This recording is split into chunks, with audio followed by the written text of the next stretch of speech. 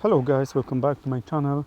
In today's video I would like to talk with you a little bit about Sony A6700 APS-C camera, and I would like to be honest with you because it's almost a year since I've got this camera, and I think that it's a good moment to say how it was to work with that camera for me. It's of course an APS-C camera, and I will be honest with you. In generally, I think that a lot of people may be a little bit confused about this camera because it's cheap and expensive at the same time. It's budget friendly and not budget friendly at the same time. It may be considered as pro camera, and at the same time it can be considered as an amateur camera and for a beginner, and I will tell why I think like that. It may be like that because it's at first it's an APS-C camera, so some will say that it's an amateur camera, some will say that it may be also a pro camera because, for example, we've got a FX30, which is also an APS-C camera, and some will say it's a pro camera because it's brand new, the most advanced APS-C camera from Sony. And what I think about this, I think that at first it's very good camera for almost everybody, from beginner to an advanced guy. And what I like in this camera, at first I very like the ergonomics and the build quality of it.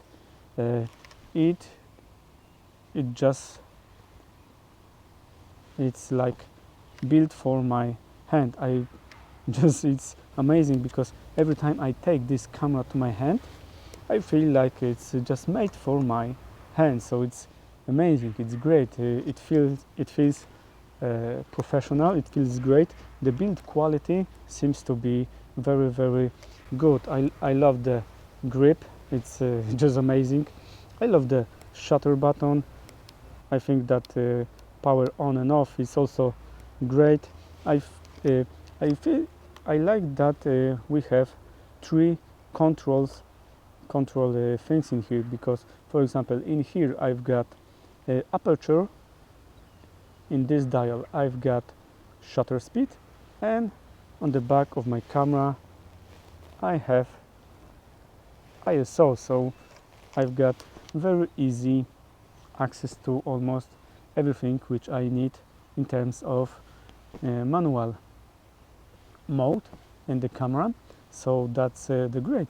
We've got also a viewfinder, so you may find this useful. I don't use it too much, but at least you can find it useful in some terms of situations. And the hot shoe mount, it's a very important thing in here, because right now I'm using, you can see right now, this is Sony wait a minute, I need to think how to spell it. Sony W2BT, yes, and it's a mic, and it can be used wireless. So this hot shoe mount also allows you to use it without any cables, or so you just put it inside and it works in a digital way, like I am using it right now on Sony A7C. I like also the screen. The screen is seems kinda nice looking. It's kinda bright and good. I like also in this camera that it allows you to shoot 4K 30, 4K 60, and also 4K 120, so you can use it in a in general a lot of situations, and you can get great slow motion. So that's very important for, I think, a lot of people. from the back side. As you can see, it's also built very nice. You have some dial switches and everything is just in place, but I think that there is one thing which is not in a good place, and this is this button. It's a C1 button, and it's a different it's a strange place to put the button, and I was using it but not too often, and it's always always strange for me to using this button because it's not natural place for something like that. Okay, so generally I think that it's a great camera. You can use it almost for everything. I was using it also for some commercial work. It was like some birthday, something like that, for just people. And what I don't like about this camera, I don't like that it is still APS-C, and in terms of noises and general performance in a low light, even if you have a very good lens, the noises on the images are appearing kind of fast. So you have to remember about this.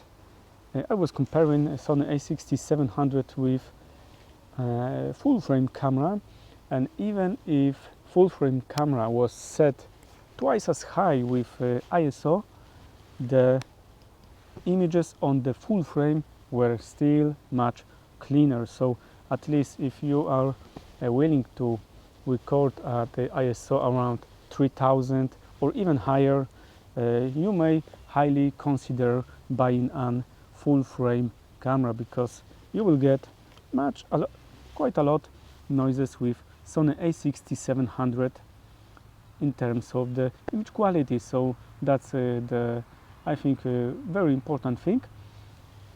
And also in terms of the 4K 120, you also can get a lot of images in this camera, and it's cropping also a lot in 4K 120.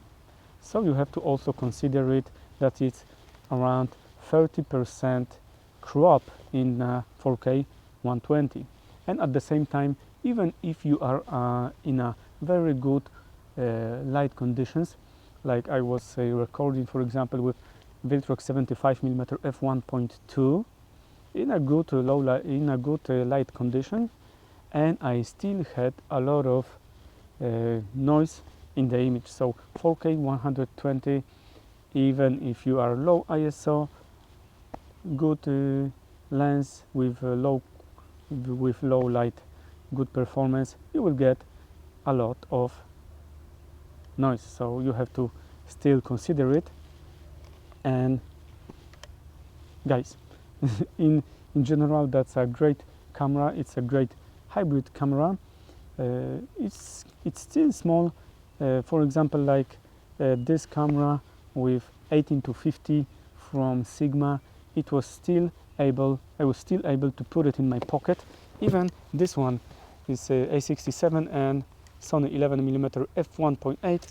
For example, I am on some kind of trip, I can put it in my pocket and it's still so small, so there is no problem. So it's not a huge setup, and if you are considering something like that, if you are thinking about Sony A6700, I think that it can be a good idea for almost everybody. Even if you are a beginner, even if you are some kind of pro, it may be your B cam, so there is no problem about this. And I decided to make this video today because I think that it's time to say goodbye for Sony A6700. I am going to sell it in maybe a few days, maybe in a week, I don't know. I still don't have a buyer for it, but I'm looking for. So guys, if you are thinking about this camera, I highly recommend. You have no thing that you should be worrying about in terms of this camera, and I hope that you will like, subscribe and comment below. Tell me your think about Sony A6700. What do you think? How do you like it? Maybe or not. I hope that you will like, subscribe and comment below. Thank you for watching. See ya.